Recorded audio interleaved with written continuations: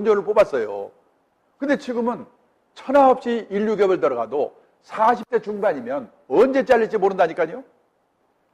3년 전인가? 재작년인가? 영화 국제시장 1200만 동원해가지고 난리셨잖아요. 마지막에 주인공 덕수가 뭐라고 그럽니까? 우리 자식 세대가 아닌 우리 세대가 힘든 세상의 풍파를 겪은 게 얼마나 다행인지 모르겠다. 나이 든 분들이 젊은 애들한테 이 말하면서 똑바로 해 놈들아. 젊은 애들이 똑바로 할 것 같아요? 웃어요. 미쳤다고 그래요. 당신네들이 부동산 투기해가지고 집값 올려서 우리 집도 못 사잖아요. 당신네들이 경제는 이 꼴로 만들어놓고 대학은 미쳤다고 왕창 만들어서 우리는 취직도 안 되잖아요. 그놈들은 그렇게 말하거든요. 지금 우리나라 젊은 세대가 얼마나 독이 올라 있는가. 저는 요 몇 년 우리나라가 이 난리친 가장 큰 이유가요, 젊은 세대가 독이 올라 있어서 그렇다고 생각해요.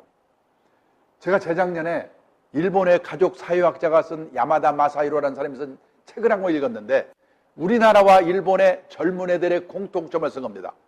제목, 젊은이에게 냉혹한 사회. 일본도 젊은 애들에게 냉혹하답니다. 근데 일본의 재작년 대졸 실질 취업률, 그 군대 강 이런 거 막 진짜 취업 75%. 작년에는요 100% 육박했어요. 지금 일본은 구인난이야, 구인난. 우리나라에서 일본으로 취직하는 거 난리잖아요 지금.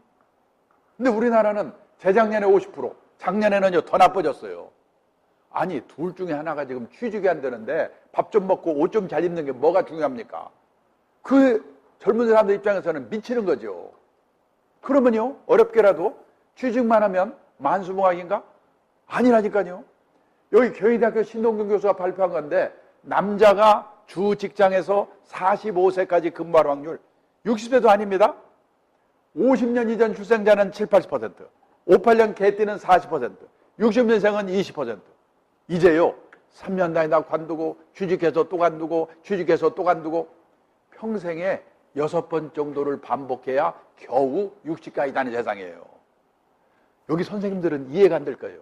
저희 업계는 실제 그래요. 그러니까 시험 잘 보는 거 아무 관계 없어요. 씩씩해야 돼요. 근데 문제는 부모들이 냉혹한 사회에 견디도록 자식들을 씩씩하게 키웠는가? 물러터진 부모, 특히 물러터진 엄마들, 이게 지금 우리나라의 문제거든요. 물러터진 엄마의 예를 들어드릴까요? 제가 어느 대학에서 강의를 하나 맡고 있는데 교수님이 한탄하는 겁니다. 요즘 대학생 중에요 수강 신청을 엄마가 와서 대신해 준 놈이 있대요. 엄마가 학교 행정실에 가가지고 행정실 직원 하나 꼬셔가지고 학점 후하게 주는 교수가 누군가 시간표 짜서 아들한테 준대요. 제가 그랬어요. 그 자식 신혼여행도 대신 안 볼지 모르겠다고. 제가 있던 회사에서 해외 장학생을 모집하는데요, 본인들이 와서 물어보고 그래야 될 거 아니에요. 엄마들이 와서 난리를 치는 거예요. 그거 왜 오는지 모르겠어요. 제가 열받아가지고 그냥 이름 조사해서 점수 깎아버려라. 그냥 신경질 나가지고. 몇 달 전에 동아일보 보셨습니까? 요즘 젊은 애들 사이에 대리 맞선 유행이래요. 젊은 애들은 바쁘답니다. 또 만나봤자 얼굴 이쁜 거 말고는 안 보이니까 엄마들끼리 만나가지고 집값은 어떻게 부담할 거냐, 애는 누가 키워줄 거냐, 그 골치 아픈 문제가 합의가 되면 그때 남자놈이 형식적으로 프로포즈 한대요. 물러터진 엄마들. 그랬더니 어느 강의장에서 어떤 어머니가 뭐라고 하냐면, 그렇게 해서라도 내 아들은요 공부 잘하니까 걱정 없어요. 천만의 말씀입니다. 지금 공부 잘하는 놈들이 더 걱정해요. 이거는 실화인데요. 실화입니다. 어느 기업에서 국제 비즈니스라는 부서가 하나 생겼는데요, 스카이대학 나와서 미국 유학해가지고 영어 유창한 애들을 고액 연봉으로 스카우트 왔습니다. 한 4년 전 비즈니스를 하는데 안 돼. 그 비즈니스 사이클이라고 그러죠. 옛날에 철강, 자동차 이런 중후 장대 산업이 주류일 때는요 한 번 경쟁력을 가지면 40년 울고 먹거든요. 지금은 돈 좀 버는 거 했더니 2, 3년 되면 안 돼. 그런데 있어봤자 뭐합니까? 딴 데로 가야지. 그게 비즈니스 사이클이라고 그래요. 너무 짧아. 그 부서를 해체시켜버렸어요. 그런데 있던 애들은 마땅히 갈 데도 없습니다. 그리고 4년 동안 고액 연봉 받은 게 화가 되는 거예요. 제 후배들을 봐도 직장인들은 일시적으로 고액 연봉 받는 걸 정말 조심해야 되거든요. 영원히 그렇게 받을 걸로 착각해가지고 생활 수준, 소비 수준만 높아지고 저축이 없어요. 애들 과학 공부 가서 배우던 걸 선생 데려다 배우고, 하이아트 호텔 헬스 회원권 사고, 골프 치고, 생활 수준, 소비 수준 높아졌는데 저축이 없어요. 실직했는데. 그런 놈들이 부모 등골 빼먹어요. 제 개인적인 얘기 죄송한데요, 저는 제 딸이 금년에 나이가 43세인데 애 둘 키우고 나니까 취직이 안 되잖아요. 약간의 월급을 주고 있습니다. 그 애껴 쓰라고 그러면 또 꼰대가 잔소리한다고 그러니까 어떡하겠어요. 제가 얼마 전에 편지를 썼어요. 내가 약속 하나마 너한테 월급 좀 주고 있는데 내 걱정이 뭐냐? 내가 이제 나이가 있어서 내년일지 후년일지 이 일을 관두면 너한테 월급을 줄 수가 없거든. 근데 너는 이 월급이 당연한 거로 생각하고 생활 수준을 마냥 높여놨다면 그때 가서 취직이 될 리도 없고 수준을 낮춰야 되는데 그때 그 고통이 얼마나 심할까? 그게 내 걱정이야. 제 딸이 읽으면서 속으로 그럴 거예요. 노인네가 줄라면 좀 편하게 주지 뭘 또 이게. 근데 이게 보통 문제가 아니거든요. 오직 하면 얼마 전에 이어령 교수님이 뭐라고 그랬냐? 이제는 셀러리맨도 자영업자와 똑같은 마음으로 뛰지 않으면 안 된다.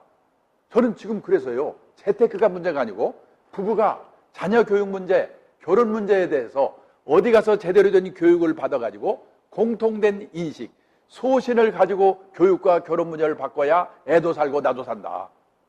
지금 의외로 그렇게 바꾸는 사람이 늘고 있어요. 우리 부부만 대책 없이 멍청하게 있는 거 아닌가 잘 생각해 보셔야 돼요. 시간 없어서 얘 하나만 들겠습니다. 제가 존경하는 분이 있는데 아들이 4명이거든요. 아들 4명이면 무조건 존경해야죠. 둘째 아들이 고등학교 1학년 때 친하게 지내던 초등학교 때 친하게 지내던 친구가 아버지에 따라서 런던에 살고 있었는데 그 친구가 얘를 여름 캠프에 초청했답니다. 갔어요.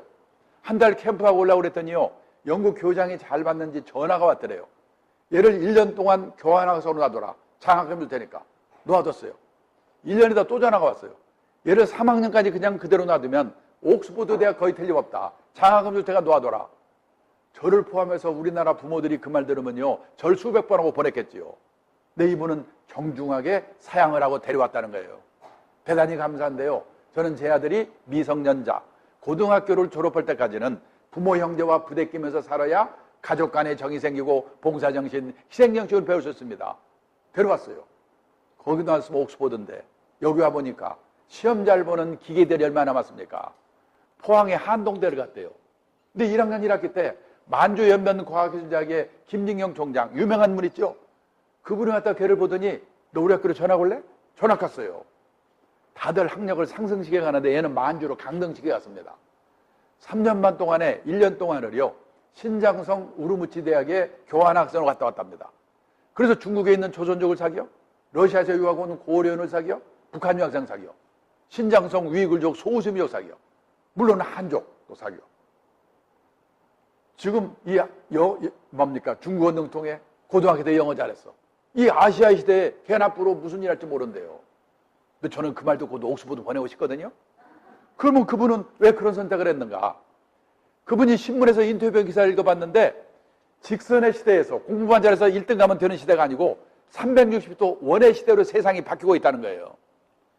요약을 해서 말씀을 드리면 인생을 직선 위에서 살면 만족이 있을 수 없다. 항상 내 앞에 누군가 있기 때문이다. 지금껏 어른들은 자식들을 직선 위에 줄 세워놓고 키웠다. 이제는 디지털 시대다. 직선의 시대가 아닌 360도 원의 시대다. 내가 가고자 하는 방향으로 누구든지 얼마든지 갈 수 있다. 직선이 아니기에 항상 선두주자가 될 수 있다. 굳이 선두주자가 아니어도 새로운 가치를 만들며 살 수 있다. 반면 직선 위의 삶은 좌절감과 박탈감만 있다. 금수저, 은수저 하는 것도 같은 맥락이다. 그런데 문제는 직선에서 원으로 바꾸는 게 쉽지 않다는 것이다. 남의 눈으로 인생을 살고자 하기 때문이다. 이 남의 눈이 미치는 거거든요. 오직하면 사르트르가 그랬대요. 인간은 타인의 눈길에서 지옥을 경험한다. 남의 눈에서 벗어나면 이렇게 자유로운데 그게 안 되는 거거든요. 자기 눈으로 삶을 살면 기회는 늘 있다. 우리나라는 대기업 채용시험에 한 나라 대학생의 절대 다수가 응시한다. 이게 직선의 삶이다. 제 후배들을 봐도요. 뭐 기발한 거 좀 하고 싶은데 엄마가 울면서 진짜 우는지 우는 시중인지 모르겠지만은 엄마 친구들이 아는 회사에 들어가라는 게 미치겠다는 거예요.